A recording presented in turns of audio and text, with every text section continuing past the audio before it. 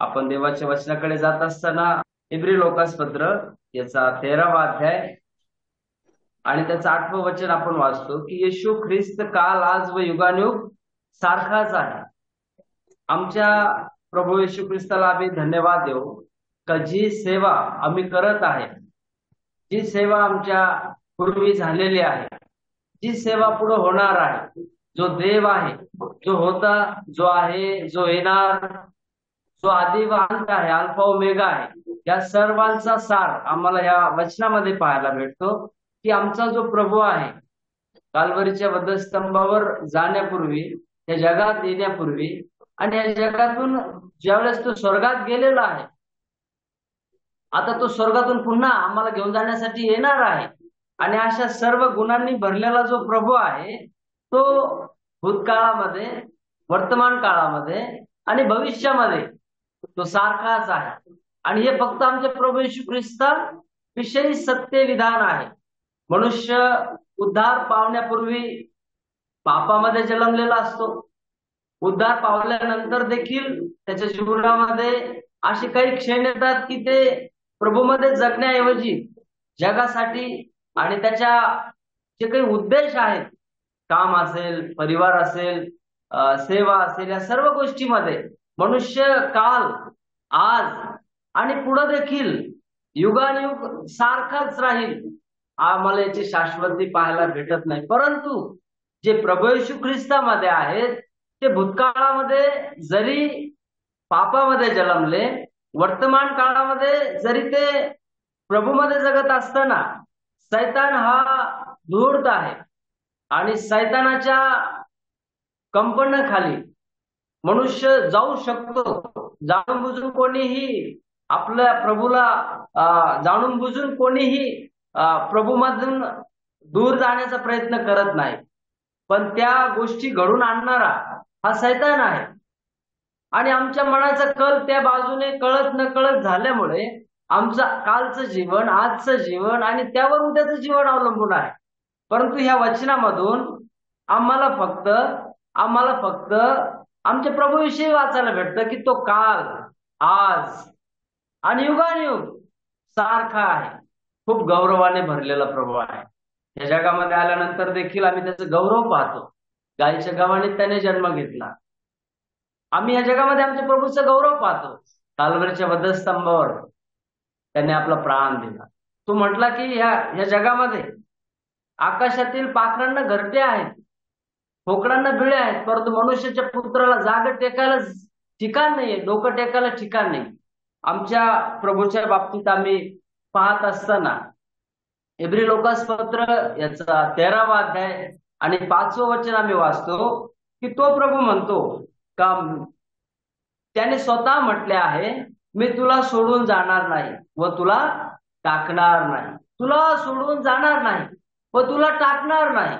आम्ही आमच्या प्रभूच्या बाबतीमध्ये पाहतो की एदेन बागेमध्ये आदाम देवाला सोडून लपला, आदाम देवाला सोडून त्या फळाकडे गेला।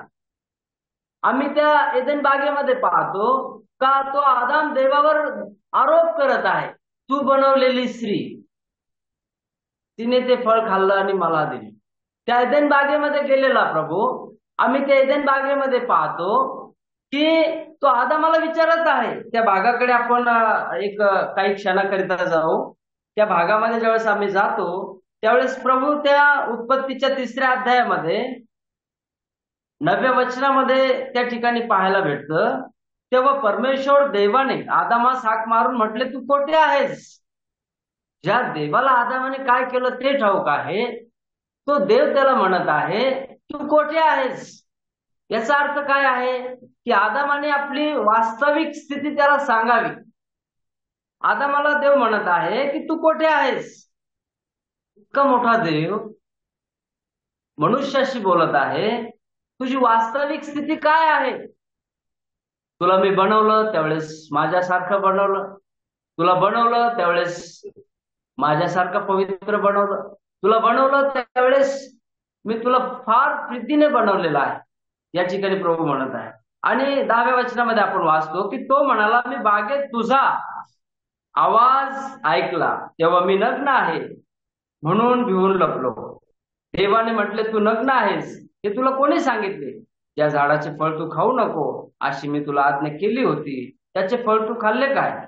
आदाम म्हणाला, जी स्त्री तू मला सोबतीस दिली तिने त्या झाडाचे फळ खाल्ले आणि ते ते मी खाल्ले. त्या स्त्रीने ते फळ दिले जी स्त्री तू बनवली. आमचा प्रभू असा नाहीये. आमचा प्रभू आमच्यासारखा नाहीये. आमचा प्रभू परमेश्वर त्याला म्हणत आहे त्या गेतसेमाने बागेमध्ये की माझी इच्छा नव्हे तुझी इच्छा पूर्ण होते. आमच्या प्रभूची लाईन आम्ही पाहतो. त्या योहानाकडे बाप्तिस्म्यासाठी गेल्यानंतर आमचा प्रभू त्या लाईन मध्ये आहे आणि या ठिकाणी हा आदाम देवापासून दूर आहे. आमच्या प्रभूच्या बाबतीत आम्ही पाहतो की तो त्या योहानाकडून बाप्तिस्मा घेण्यासाठी त्या लाईन मध्ये आहे आणि ज्यावेळेस त्याची वेळ आली त्यावेळेस बाप्तिस्मा घेण्यासाठी आपलं सरेंडर, आपलं समर्पण योहान जो बाप्तिस्मा करणार आहे त्याला केलेला आम्ही त्या ठिकाणी पाहतो. आणि योहानाने त्याला बाप्तिस्मा दिला आणि आमचा प्रभू वर आला आणि आकाशातून आवाज आला की हा माझा परमप्रिय पुत्र आहे, याच्याविषयी मी संतुष्ट आहे. का? कारण तो काल पवित्र होता, आज पवित्र आहे आणि तो उद्या देखील पवित्र असणार आहे. आमच्या प्रभूच्या बाबतीमध्ये आम्ही पाहतो. पण आदामाच्या बाबतीत आपल्याला या ठिकाणी पाहायला भेटतं, त्याला निर्माण केलं त्यावेळेस तो पवित्र होता, त्याला निर्माण केलं त्यावेळेस तो देवाच्या आशीर्वादात होता, त्याला निर्माण केलं त्यावेळेस तो देवाचा एक विश्वासणारा सेवक होता, त्याला निर्माण केलं त्यावेळेस तो देवाचा एक आराधक होता, त्याला निर्माण केलं त्यावेळेस तो एक उद्देश पूर्ण जीवन जगत होता. आमच्या जीवनामध्ये आम्ही आदामाला पाहतो, आम्ही आदामाला या ठिकाणी पाहतो. तो देवाला म्हणत आहे तू निर्माण केलेली स्त्री. देव हवेला देखील म्हणाला, 13व्या वचनामध्ये आपण वाचतो, परमेश्वर देव त्या स्त्रीला म्हणाला हे तू काय केले? स्त्री म्हणाली, सर्पाने मला भुरळ घातली म्हणून मी ते खाल्ले. दोघांनीही देवाच्या बोलण्याचा जो काही उद्देश आहे तो समजू शकले नाही. देवाच्या बोलण्याचा उद्देश होता की तू काय केलंस ते मला सांग. चूक केली, पाप केलं देवा, तुझ्या बाबतीत आम्ही भ्रमात पडलो देवा, आम्हाला नव्हतं करायला पाहिजे, मी ते केलं देवा, आम्ही चुकलो, मी चुकले देवा, माझी बायको चुकली देवा, मी चुकलो.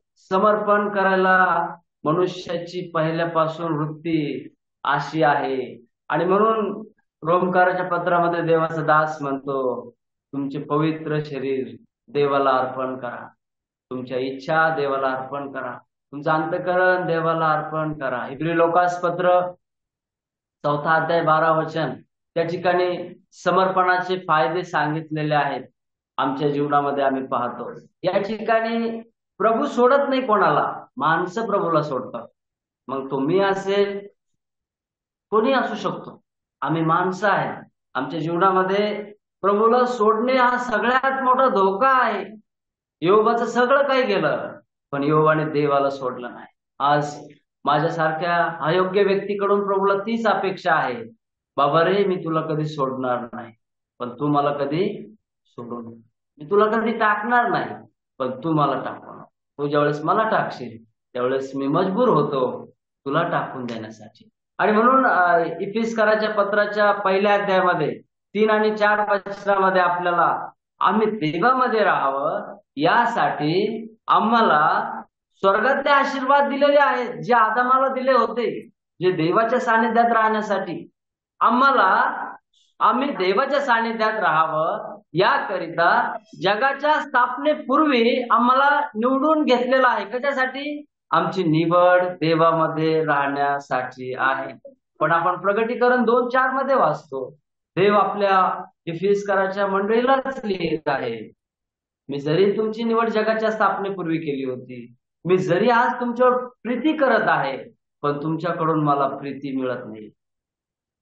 पहिला दोष प्रभूने ज्या मंडळीला लिहिण्याचं ठरवलं, प्रभूला आपल्यावर प्रीती न करणाऱ्या लोकांना पहिलं पत्र लिहावंसं वाटलं. आदामाने देवावर प्रीती केली नाही, तो इच्छा त्याने पूर्ण केल्या, देव त्याच्याकडे गेला, इफिसकराच्या मंडळीकडे प्रभू गेला प्रभूने आपला दूत पाठवला आणि प्रभू म्हणतो की लिही, कारण पहिली प्रीती त्यांनी सोडली आहे. एकाने सोडली का? सगळ्यांनी सोडली आहे. आणि म्हणून आमच्या जीवनामध्ये आमचा प्रभू आम्हाला कधी सोडत नाही. आम्ही आमच्या प्रभूला कधी सोडू नये. प्रगटीकरण 3:20 मध्ये आपण वाचतो, प्रभू मंडळीच्या बाहेर आहे. प्रभू कुठं आहे? मंडळीच्या बाहेर आहे. प्रगटीकरण 3:20 मध्ये प्रभू म्हणत आहे, मी तर आदामाला एदेन बागेतून घालून दिलं, कारण त्याच्या जीवनात अपवित्रता होती, त्याच्या जीवनात अविश्वासपणा होता, त्याच्यामध्ये अवज्ञा होती. त्याला ज्या उद्देशाने निर्माण केलं तो उद्देश तो सोडून चुकला. पण या ठिकाणी प्रभू सांगत आहे, मी दाराशी उभा आहे. यांच्या भावना वेगळ्या आहेत, यांची वाणी वेगळी आहे. देवाच्या वचनामध्ये, उत्पत्तीच्या ग्रंथामध्ये लिहिलेलं आहे, वाणी तर याकोबाची आहे आणि येसाव कसं काय आहे. देव या ठिकाणी आमच्या जीवनामध्ये, आमच्या बोलण्यामध्ये, आमच्या पाहण्यामध्ये, आमच्या ऐकण्यामध्ये, आमच्या कृतीमध्ये, आमच्या बोलण्यामध्ये वेगळं जीवन आहे. आमच्या ऐकण्यामध्ये वेगळं जीवन असेल, आमच्या बोलण्यामध्ये वेगळं जीवन आहे, आमच्या कृतीमध्ये वेगळं जीवन असेल. आदाम हवा यांना प्रभूने एदेन बागेच्या बाहेर घालवलं. या प्रगटीकरणाच्या पुस्तकामध्ये आम्ही पाहतो, ह्या लोकांनी निर्माणकर्त्या प्रभूला आपल्यामधून घालून दिले. मोठी गाणी गातात, मोठ्या प्रार्थना करतात, मोठा संदेश देतात, सगळं काही मोठं मोठं कदाचित आमच्याकडे असू शकतं. आमचा प्रभू आमच्यामध्ये नसेल तर आम्ही या वचनाने आम्ही पाहू शकतो की आमचा प्रभू आमच्या अंतःकरणाच्या मध्ये असला पाहिजे. आमच्या मंडळीच्या मध्ये आमचा प्रभू असावा, अशी त्याची पात्रता आहे, अशी त्याची योग्यता आहे. आणि म्हणून या ठिकाणी आपल्याला पाहायला भेटतं की तो प्रभू आम्ही त्याच्यामध्ये राहावं, याकरिता मत्ती शुभवर्तमान याचा 6वा अध्याय आणि त्या 32 आणि 33 वचनामध्ये सांगत आहे, कारण ही सर्व मिळवण्याची धडपड परराष्ट्रीय लोक करीत असतात. तुम्हाला या सर्वांची गरज आहे, हे तुमचा स्वर्गीय पिता जाणून आहे.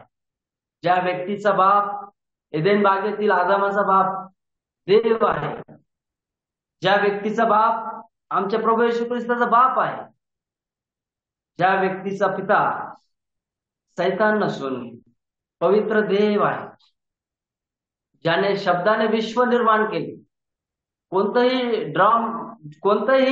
मटेरियल न घेता, कोणत्याही गोष्टी न घेता विश्व निर्माण केले, आज पण स्थिर आहे. देवाच्या कृपेने आम्ही स्थिर आहोत. आणि म्हणून आमच्या जीवनामध्ये आमचा बाप आमची गरज जाणतो. आदामाला निर्माण करण्यापूर्वी बाग लावली, बागेमध्ये फळाचे झाडं लावले, बागेमध्ये सावली होती, फळ होतं, सगळं होतं. का? कारण देवाचं आदामावर प्रेम होतं. 33 वचनामध्ये पहा, तर तुम्ही पहिल्याने त्याचे राज्य व त्याचे नीतिमत्व मिळवण्यास झटा, म्हणजे त्यांच्या बरोबर ह्या सर्व गोष्टी तुम्हाला मिळतील. शरीराने आम्ही देवाचं गौरव करावं, यासाठी प्रभू आम्हाला रात्रभर गोड झोप देतो. आम्ही या शरीराने प्रभूचं गौरव करावं, याकरिता देवाने या जगामध्ये आम्हाला मुबलक पाणी ठेवलेलं आहे. जितकं पाहिजे तितकं पिऊन आम्ही सुखी जीवन जगू शकतो. आम्ही देवाच्या गौरवासाठी जगावं, याकरिता देवाने आम्हाला पोटभर भोजनाची व्यवस्था करून ठेवलेली आहे. आम्ही ज्यावेळेस कालच्या कॉटेज मीटिंग मध्ये वाचत होतो, त्या मुलाने 5 भाकरी 2 मासे प्रभूकडे दिल्या होत्या. बायबल आम्हाला स्पष्टपणे सांगतं, जितकं लागल तितकं त्यांना द्या. आणि त्याच्या खालच्याच लाईन मध्ये असं लिहिलेलं आहे, सर्वांनी खाऊन उरल्यानंतर, सर्वांनी मनसोक्त जेवण केल्यानंतर टोपल्या भरून उरल्या. आमचा प्रभू हा, आम्ही या जगात जीवन जगत असताना पहिल्याने त्याचा विचार करावा, अशी त्याची इच्छा आहे. कारण तो आमचा विचार करतो. हजारो लोकांनी तुमचा विचार करण्याऐवजी, माझा विचार करण्याऐवजी एकट्या प्रभूने जरी आमचा विचार केला, बस आमच्यासाठी तो पुरून उरणारा प्रभू आहे. आणि म्हणून या ठिकाणी आम्हाला पाहायला भेटतं की झटपट खटपट आम्हाला प्रभूच्या राज्याच्या सेवेसाठी करायची आहे, प्रभूची उपस्थिती आमच्या सोबत राहण्यासाठी करायची. बलाम हा मार्गाने चालला होता. मार्गाने चालत असताना देवाचा माणूस, देवाचा दूत तलवार घेऊन आला. आणि त्याला सांगण्यात आलं की ही गाडी जर नसती वळाली तर तू मेला असता. आमच्या जीवनामध्ये आम्ही आमच्या प्रभूला कधी सोडू नये. प्रभूला आमच्या जीवनामध्ये आम्ही प्रभू या ठिकाणी म्हणत आहे की पहिल्याने आमच्या प्रभूची ऍक्टिव्हिटीज, आमच्या प्रभूची प्रार्थना, आमच्या प्रभूकडून बायबल वाचल्यानंतर तो काय सांगत आहे, प्रथम वाणी, आमच्या घरातून प्रथम पाऊल आमच्या प्रभूसाठी आम्ही बाहेर पाडावं. प्रभूच्या लोकांसाठी असेल, प्रभूसाठी असेल, स्वतःच्या आध्यात्मिक उन्नतीसाठी असेल. आमचं घरातलं पहिलं पाऊल बाहेर पडत असताना आमच्या प्रभूच्या गौरवासाठी पडावं. आम्ही आमच्या घरामध्ये येत असताना, आमचं पहिलं पाऊल घरात पडत असताना, दिवसभर किंवा ज्या कामासाठी आम्ही गेलो त्या कामात प्रभूने दिलेले यश याच्याकरिता त्याच्या नावाला धन्यवाद देण्यासाठी, त्याचा गौरव करण्यासाठी आम्ही आमच्या प्रभूकडे त्या ठिकाणी गेलं पाहिजे. कारण तो तसा आहे. आम्हाला या वचनामध्ये पाहायला भेटतं की पहिली प्रीती सोडणाऱ्या मंडळीची देवाने आठवण केली. पहिल्याने तुम्ही आणि मी ह्या गोष्टी कराव्या म्हणून प्रभूने आमची आठवण केलेली आहे. रोम 8वा अध्याय आणि त्याच्या 28व्या वचनामध्ये आम्ही असं वाचतो, रोम याचा 8वा अध्याय आणि 28 वचन पहा. परंतु आपल्याला ठाऊक आहे की देवावर प्रीती करणाऱ्यास, म्हणजे त्याच्या संकल्पाप्रमाणे बोलविलेल्यास देवाच्या करणीने सर्व गोष्टी मिळून कल्याणकारक होतात. देवाच्या सानिध्यात राहिल्यामुळे, देवावर प्रीती केल्यामुळे, देवाचं आज्ञापालन केल्यामुळे, देवाचा विश्वासू माणूस म्हणून आम्ही जगल्यामुळे आमच्या जीवनामध्ये जे काही आमचं वाईट करणारं हे जग आहे, देह आहे, सैतान आहे, ते जे काही करतील ते परेशान होऊन जातील. या माणसाचा आम्ही किती वाईट करण्याचा प्रयत्न करत आहे, पण हा व्यक्ती काही अपयशाच्या जीवनात नाहीये. त्यांना अपयश दिसत असेल, योसेफासारखं, आता कुठं टाकलाय, जलात टाकलाय, आता कुठं विकून टाकलाय, आता कुठं गुलाम आहे, आता काय करू शकत नाही, तो कसा आपल्यावर अधिपती होईल, कसा आपण त्याला नमन करू. त्याचे भाऊ म्हणाले, 10 बंधुजन म्हणाले. परंतु योग्य वेळी, योग्य समयी प्रभू आपल्या दासाने केलेल्या सर्व प्रीतीचं स्मरण ठेवून मिस्र देशामध्ये फारोचं बाप त्याला करून ठेवलेला आहे. आणि म्हणून त्या मंत्रिमंडळ त्याच्या अधीन केलेलं आहे. फारोचं मंत्रिमंडळ एक देवावर प्रीती करणाऱ्या व्यक्तीच्या देवाने अधीन केलेलं आहे. जगाला पोशिंदा असा एक व्यक्ती प्रभूला त्या ठिकाणी मिळालेला आहे. जगाला अन्न देणारा व्यक्ती योसेफ. का? कारण त्याचं देवावर प्रेम होतं. योसेफ का घडला गेला? कारण तो आपल्या बापाकडे पाहून, आपला बाप आपल्या देवाकडे पाहून आसव गाळवणारा बाप त्याला दिसला होता. आपल्या बापाची धार्मिकता, त्या धार्मिकतेला उत्तर देणारा देव त्याला दिसला होता. त्या देवाने योसेफाच्या निष्कपट अंतकरणामध्ये आपली योजना टाकली. ती 30 पट, 60 पट, 100 पट योजना पूर्ण झाली. आमच्या जीवनामध्ये आम्ही पाहतो का देवावर प्रीती करणाऱ्यांच्यासाठी सर्व गोष्टी मिळून कल्याणकारक होतात. कदाचित प्रमोशन ऐवजी नोकरीहून काढला असेल, प्रभूला धन्यवाद. कदाचित व्यवसाय मोठा उभारलेला आहे, थोडेफार परिवारात चालवण्यासाठी त्या व्यवसायामध्ये पाहिजे तसं यश मिळालं नसेल, प्रभूला धन्यवाद द्या. सगळं मिळाल्यावर प्रभूला धन्यवाद देण्याऐवजी सगळं गेल्यानंतर प्रभूला धन्यवाद देणं, हे एक आत्मिक व्यक्तीचं काय आहे, दर्शक आहे.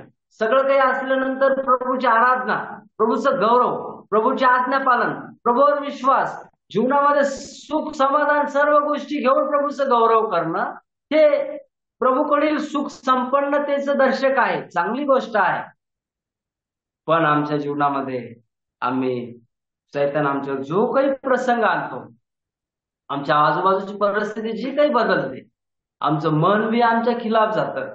आमचं अंतःकरण देखील आम्हाला काही गोष्टी बोलण्यास मजबूर करतं. पण आतून एकच आवाज येतो की जरी मनुष्य आपले विचार समजू शकत नाही, जरी मला काय बोलायचंय मी इथं बोलू शकत नाही, पण ज्याच्या समोर मी बोलू शकतो तो माझा प्रभू, सर्वोच्च कोटीतील प्रभू आहे.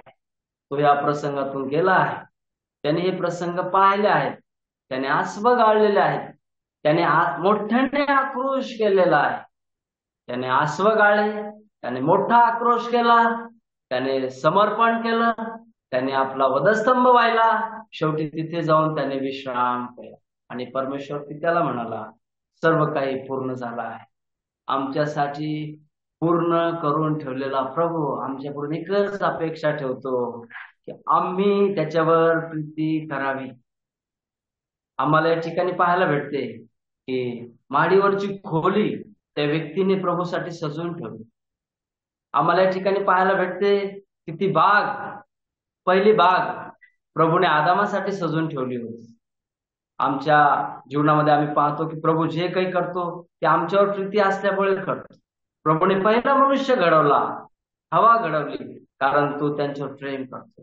त्याने आज्ञा दिली की मी यांच्यावर प्रेम करतो म्हणून हे माझ्या आज्ञात राहतील.